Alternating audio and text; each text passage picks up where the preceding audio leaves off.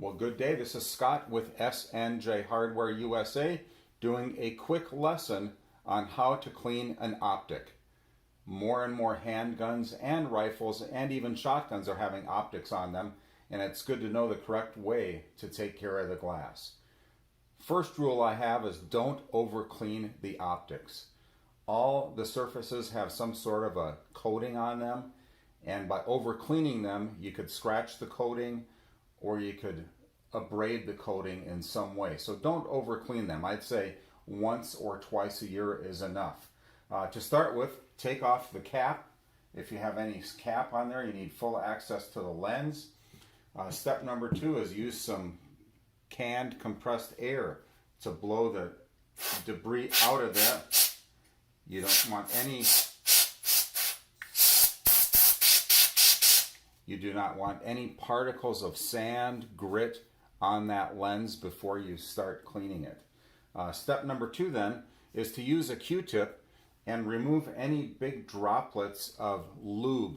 This happens to be an AR rifle, and I use the lube recipe put out by the School of the American Rifle.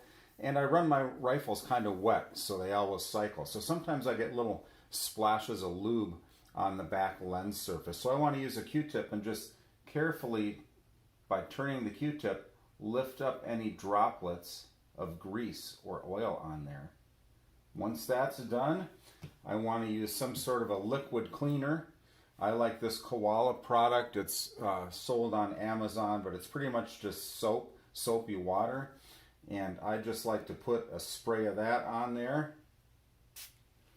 And then I use a microfiber towel, and I start in the middle and I do rotations like this.